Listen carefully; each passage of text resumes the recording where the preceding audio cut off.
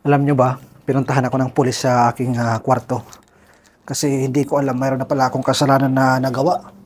So kung mayroon kayong nakikita, ayan, yung ating mga nakasampay, gumawa ako ng sampayan kanina. Hindi ko naman alam na mayroon palang wire, gamit pala yun.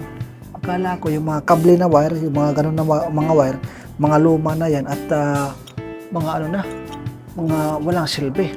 Punta tayo dito. Alam niyo kung bakit? Nawalan po sila ng internet. Ayan. Kala ko yung mga ganitong mga wire, wala nang gamit. Ito, wala itong gamit. Kikita niyo ba na ito? Itong wire na to. Ayan. Yan yung wire na yan. Ito yung parang puti. Ayan yung parang puti. Yan yung naputol ko. Akala ko yung nasa taas. Akala ko wala nang gamit yan. Ito, ayan, ginawa kong sampayan. Ayan, oh. Ayan, ayan. Dinagayan ko doon.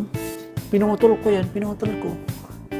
Ayun pala, nakadirect yun sa kanilang kwarto. So, para pala yan sa kanilang wifi. Sa ang nangyari, pinuntahan ako ng pinuntahan ako ng pulis dito sa aking kwarto.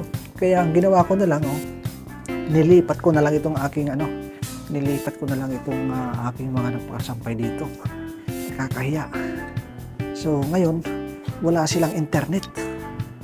Itatawag sila ng maglalagay ulit. Kakahiya. Sabi ko na lang babayaran ko na lang yung wire. Buti na lang yung pulis. Mahirap kasi pag sinabing pulis dito sa Middle East, mahigpit po dito. So ayun. Buto medyo mabait yung pulis at hindi nagalit. Sabi ko, humingi talaga ako ng patawad. Medyo nanginginig-nginig pa ako siyempre kasi pulis yan eh. So, ayan. Kaya sa mga gagawa ng sampayan, wag po kayong putol ng putol. Akala ko kasi yung mga wire na yan, wala nang mga silbi. Kasi nakahambalang lang sa aming pintuan. So, ayan. Ayan lang yung ating bad news ngayon. At siyempre, kasama ko yung ating twinkle. At meron tayo ditong mga alugbati. Ayan, daming alugbati yan. At yan, meron pa ditong yan, meron pang lemongrass. At pakita ko sa inyo ang aking star at saka twinkle. Mamaya, papakita ko sa inyo paano mapaliguan. So ayan yung aking lovebirds. Alam nyo nangyari sa una nang binili ko yung si Star. Si Star kasi yung ang lalaki, yun ang malapit sa camera. Ayan, ayan. So, yung lovebirds pala, pag bago silang mag-meet, bago pa lang silang pinagsama, hindi pala yan na nagkakasundo agad yung lalaki at babae. Kasi, ang nangyayari pala yan, kung sino yung kasama nila sa una, yan pa ang naaalala nila at saka yung pa yung amoy nila. Kasi ito si Twinkle is nahanap ko lang yan sa may gilid ng kalsada. Akala ko'y bata pa kasi maliit.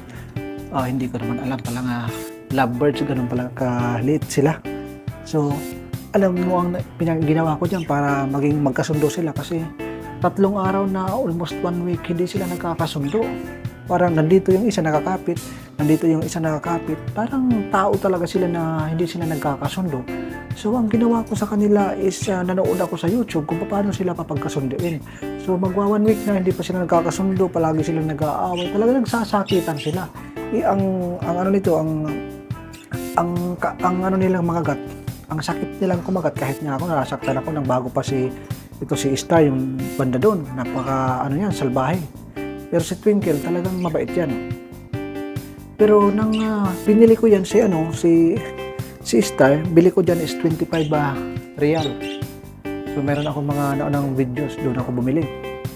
So ang ginawa ko, nakita ko sa video, kung paano sila papagkasunduin para papag-asawahin, ang ginawa ko is pinaliguan ko silang dalawa. Yun daw para mawala yung mga amoy nila ng dati nilang partner. Akala ko pag sinabing lovebird, babae at lalaki, yun, sweet na sila, mag-ahalikan, nagkukutuhan. Hindi pala yung kailangan pala may process. So, ang ginawa ko is pinaliguan ko at hindi pa rin doon natapos ang kanilang hindi pa rin sila kakasundo. Ang ginawa ko na naman, nag-search na naman ako paano para talaga maging close sila. Ang ginawa ko ng gabi, gumawa ko ng maliit na box. Mas maliit pa dito. Alam mo yung parang ganito, yung pumapasok sila dyan, oh, yung may butas na yan.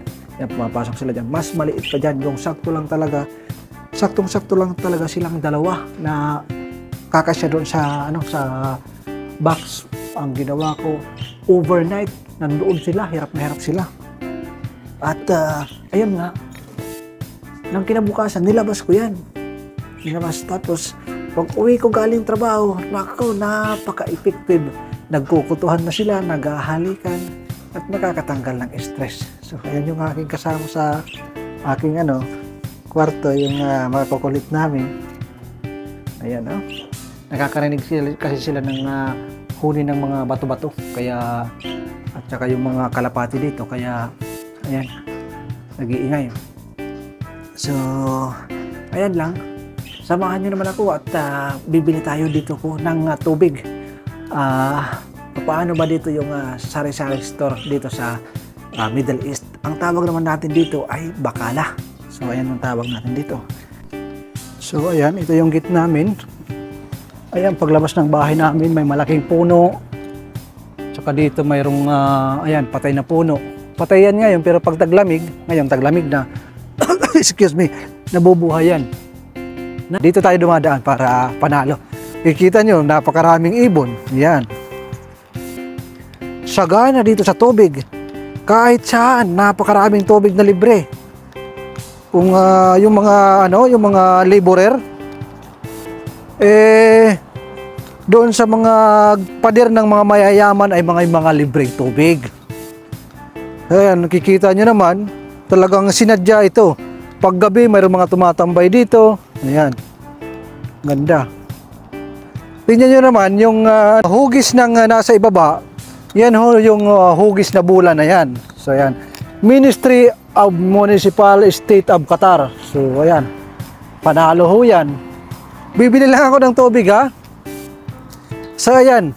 Yung ating, parang bula yan. Parang bula yung, yung landscape ng kanilang yung kanilang lupa. Hindi man lupa to, bato yan, bato. Panalong panalo. Uy. Mayroong sayang, namatay. Ito yung ibon na gustong-gusto ko. Sayang, napakakulit nito. Ano pa yung hinamatay? Baho na.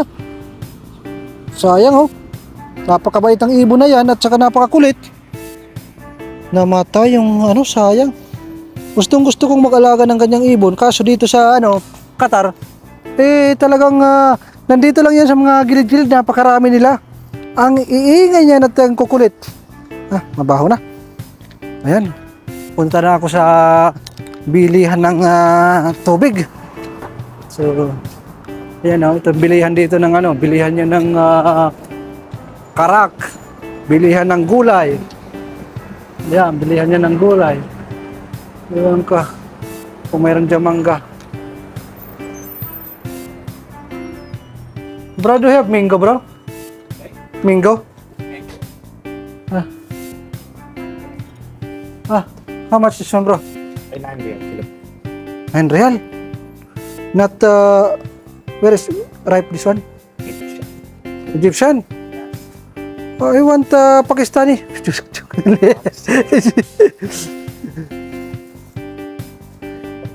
Number 1. Yeah, I know this one. Sweet. Yeah. Say hi to my YouTube channel. Here in Al-Wakra. Too much. I see. I want only this one. One only, bro. Yeah. From where are you, bro? Kerala. Kerala. United. Not good? Okay. From United States of Kerala. You okay? Where's the good one, bro? I will eat now. I'll open now. Now, if you are here in Al-Wakra, he have a fruit market here. Come here and buy. 6 real. Thank you so much, bro. Yan. Napabili ako ng napabili ako ng Pabili ako ng... Okay. Thank you, bro. Say hi. Welcome. Bye, vlog. Bye-bye. Bye. Thank you. So, ayan. Yan. Sa harap niyan, ayan. Yan ang bilihan niyan, oh. Diyan. Yan ang fruit market. So, ayan. May tindahan ng abaya. Actually, nang pumunta ako dito, nagpapabarya lang talaga ako. Kaya ako lumabas dito. Ayan. Dito tayo papasok. Ayan. Bibili lang talaga ako ng bibili lang talaga ako ng tubig. Hi, bro. Hi. So, ayan, no? Ayan yung sari-sari store dito. Ayan. Bili lang ako ng tubig. Papabarya lang ako. Kumbaga sa atin, bumili ako ng ice water. Yung sari-sari market dito, o yung sari-sari market, bakala pala dito, kumpleto yan. Ayan, ganito dito yung pinaka, sari-sari store. Yan, mga sari-sari paninda. Yan yung mga paninda dito. Ayan yung pinakakanin nila dito, pinakakanin. Ayan, ayan. Ayan, oh. Kubos. Alam niyo magkano to? Yung ganito? 1 real lang yan. Mga 5 kain mo na yan. Kung mahina kang kumain, mga 5 kanin. Mayroon kang ulam. Yan ang pinakakanin nila dito. So, ayan. Meron silang mga ice cream, soft drinks, at kung ano-ano, tubig. So, ngayon, kukuha na tayo ng tubig. Mayroon silang itlog. Ganitong itlog dito. Ito ay 18 real times mo sa 15. Ganon yung meron silang baril na tinda. Pinagbabawal yan. Kailangan ng lisensya. Tayo sa gilid, meron silang mga kung ano, tela. Nasa lang yan. Hi, bro.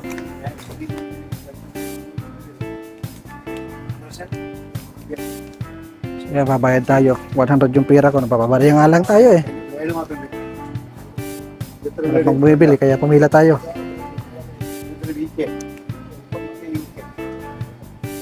Okay. Sa Yoki daw. United Kingdom. Tayo maingay kasi nag-iusap yung mga mayayaman. Hindi pa sana ako lalabas.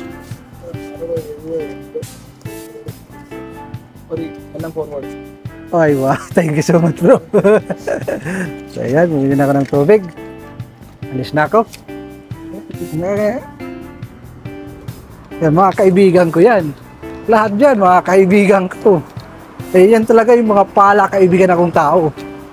So, ayan. Dito na ako sa labas ng bahay. Medyo nahihirapan ako sa kalisod. Oh, meron ditong upuan.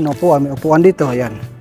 Ayan, pag nanonood kami ng cricket, ayan, habang pinapanood namin mga ibang-ibang lahi. Ito yung ating hideout, ayan. Napabili ako ng mangga kasi naalala ko si Mrs. Talagang mahilig yan sa mango. Manggang anong narinig din ng kanina, ang sabi? Mangga doon sa Tatsulok, iwan ko kung saan yun. Basta mangga yan, matamis yan. Manggang kalabaw. Yan, so ayan. So, yun lang. Magandang araw sa inyo at magandang pagsama sa ating usapin. Sa mga gustong mag-abroad, huwag nyong asahan pagdating nyo dito sa Middle East, especially dito sa Middle East, huwag nyong asahan napakasarap ang buhay. Palagi kong sinasabi sa inyo, kahit saan tayo magpunta, basta't masipag tayo, mabubuhay po tayo. Baka inaakala nyo, pag nandito na kayo sa abroad, napakaraming pera nyo. Mali ang iyong inaakala. Kailangan yung pagpaguran, puyat, pawis, pagod ang kailangan para kumita kayo ng salapi. Hindi katulad sa Pilipinas na pwedeng pahila-hilata ka lang anytime na gusto mong uminom, anytime na gusto mong humilata ay po pwede. Dito mga kaibigan ay hindi yan po pwede pagdating dito sa abroad. Kasi nang bago ako dito, sakit sa dibdib, amo ko pa sa una, Pilipino pa, pero sinasabi ko sa iyo, mas magandang, para sa akin lang sa aking experience, mas magandang amo ang ibang lahi kaysa sa Pilipino. Pera na lang, hindi naman lahat kung mabait ang iyong amo. Pag mabait ang iyong amo na Pilipino, panalo. Pero pag pareho nating Pilipino, kung sino ba ang Pilipino, siya pa ang magpapabagsak sa'yo. Instead na tulungan ka, yun pa ang magpapabagsak. So, in my experience, iwan ko lang sa experience nyo. So, kung mayroon kayong mga experience, mag-comment lang kayo sa comment section. So, mabuhay po kayo, especially sa ating mga lumalaban na OFW. Tuloy lang, walang uwian, kahit 10 years, basta't meron tayong maipapadala sa ating mga mahal sa buhay. So hanggang sa muli, ang iyong pag-subscribe, sinasabi ko sa inyo, napakaliit lang yan. Isang tuldok lang yan sa iyong ay napakalaking tulong po para sa akin. So, hindi ko po yan kayang bayaran ng salapi. Alam ko. Pero po ako ay nagpapasalamat kung kayo ay magsusubscribe sa akin. So hanggang dito na lang. Maraming salamat sa inyong lahat. So, dyan muna kayo at ako muna ay magpapaligo ng aking ibon at maglilinis na pa ako ng aking bahay kasi day off ko ngayon. So, ayun lang. Hanggang sa muli. Maraming salamat sa pagsama nyo sa akin.